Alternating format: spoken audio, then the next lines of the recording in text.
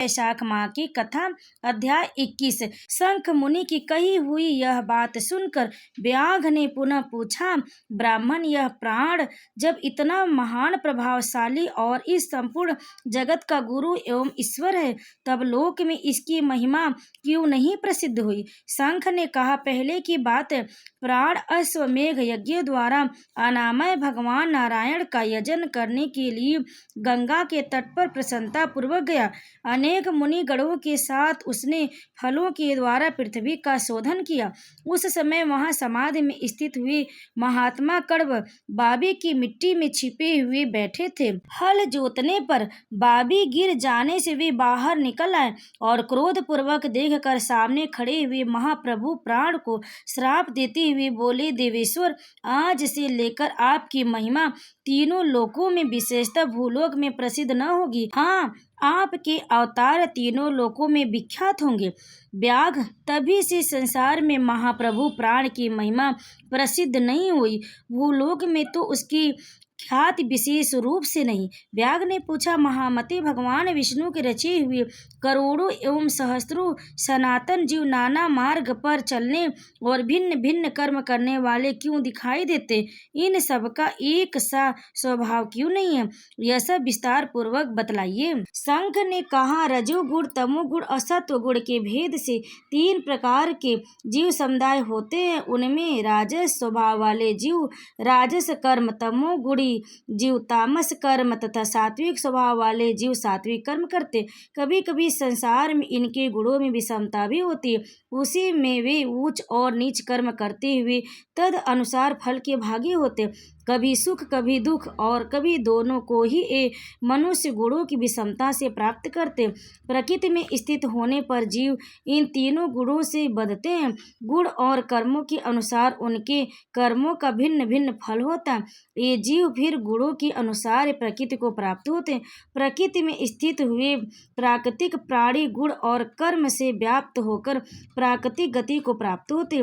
तमोगुणी जीव तामसी वृत्ति में ही निर्वाह करते हैं और गति को प्राप्त होते और सदा महान दुख में डूबे रहते। उनमें दया नहीं होती, वे बड़े क्रूर होते और लोक में सदा द्वेष से ही उनका जीवन चलता है।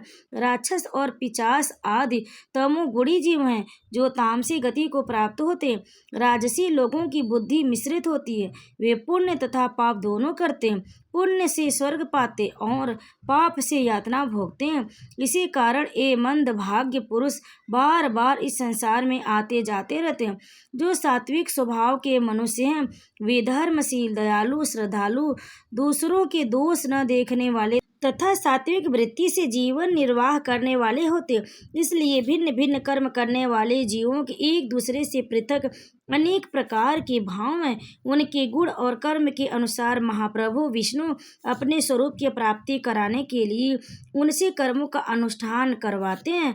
भगवान विष्णु पूर्ण काम है, उनमें विशेषता और निर्दयता आदि दोष नहीं है। वे समभाव से ही सृष्टि, पालन और संहार करते हैं। सब जीव अपने गुण से ही कर्म फल के भागी होते।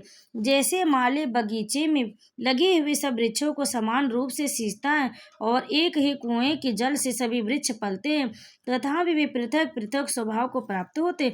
बगीचा लगाने वाले में किसी प्रकार विषमता और निर्दयता का दोष नहीं होता। देवाधिदेव भगवान विष्णु का एक निमेष ब्रह्मा जी के एक कल्प के समान माना गया। ब्रह्मा कल्प के अंत में देवाधिदेव शिरोमणि भगवान विष्णु का उन्मेष होता है, अर्थात वे आंख खोलकर देखते हैं।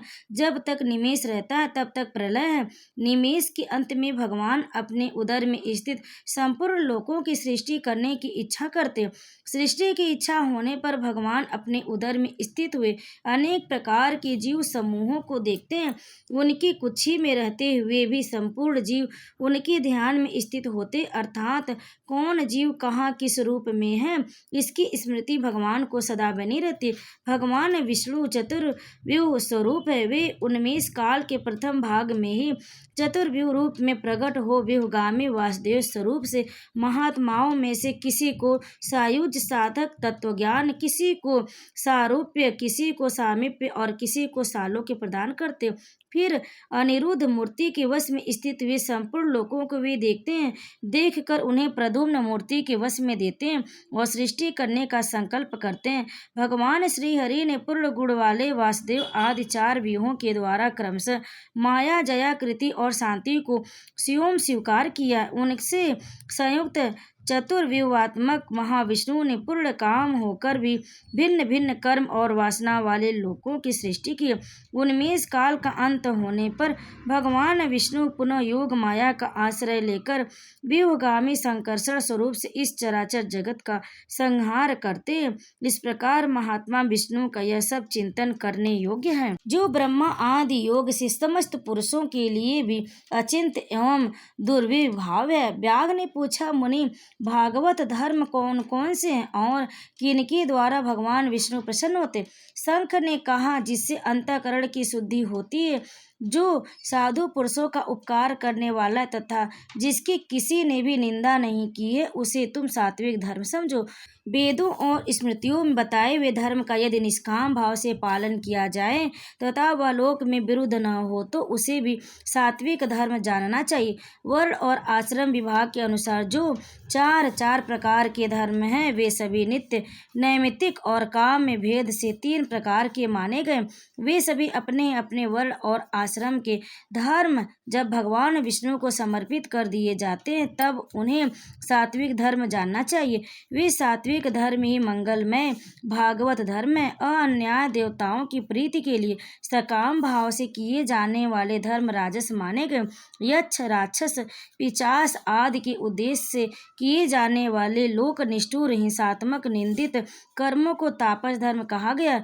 जो सत्व गुण में स्थित हो भगवान विष्णु को प्रसन्न करने वाले शुभ कारक सात्विक धर्मों का सदा निष्काम भाव से अनुष्ठान करते हैं, वे भगवत विष्णु भक्त माने गए। जिनका सदा चित्त भगवान विष्णु में लगा रहता है, जिनके जिह्वा पर भगवान का नाम और जिनके हृदय में भगवान के चरण विराजमान, वे भागवत कहे गए। जो सदा परायण, सबका उपकार करने वाले और सदैव ममता से रहित, वे भागवत माने गए। जिनका शास्त्र में, गुरु में और सत्कर्मों में विश्वास है तथा जो सदा भगवान विष्णु के भजन में लगे रहते, उन्हें भागवत कहा गया। उन भगवत भक्त महात्माओं को जो धर्म नित्य मान्य है, जो भगवान विष्णु को प्रिय है तथा वेदों और स्मृतियों में जिनका प्रतिपादन किया गया, वे ही सनातन धर्म माने गए। जिनका चित्त विषयों में आसक्त है, उनका सब देशों में घूमना, सब कर्मों को देखना और सब धर्मों को सुनना कुछ भी लाभकारक नहीं है। साधु पुरुषों का मन साधु महात्माओं के दर्शन से पिघल जाता है। निष्काम पुरुषों द्वारा श्रद्धा पूर्वक जिनका सेवन किया जाता है तथा जो भगवान विष्णु को सदा ही प्रिय है, वह भागवत धर्म माना गया। भगवान विष्णु ने क्षीर सागर में सबके हित की कामना से भगवती लक्ष्मी जी को दही से निकाले हुए मक्खन की भांति सब शास्त्रों के सारभूत वैशाख धर्म का उपदेश किया है। जो दंभ रहित होकर वैशाख मास के व्रत का अनुष्ठान करता है, वह सब पापों से रहित हो सूर्य मंडल को भेद कर भगवान विष्णु के योगी दुर्लभ परम धाम को जाता है। इस प्रकार श्रेष्ठ शंख के द्वारा भगवान विष्णु के प्रिय वैशाख मास के धर्मों का वर्णन होते समय वह 5 शाखाओं वाला वट वृक्ष तुरंत ही भूमि पर गिर पड़ा। उसके खोखले में एक विकराल अजगर रहता था। वह भी पाप योनि में शरीर को त्याग कर तत्काल दिव्य स्वरूप हो मस्तक झुकाए शंख के समान हाथ जोड़कर खड़ा हो गया। भक्तों, यह अध्याय यहीं पर समाप्त हुआ। तो प्रेम से बोले जय श्री हरि।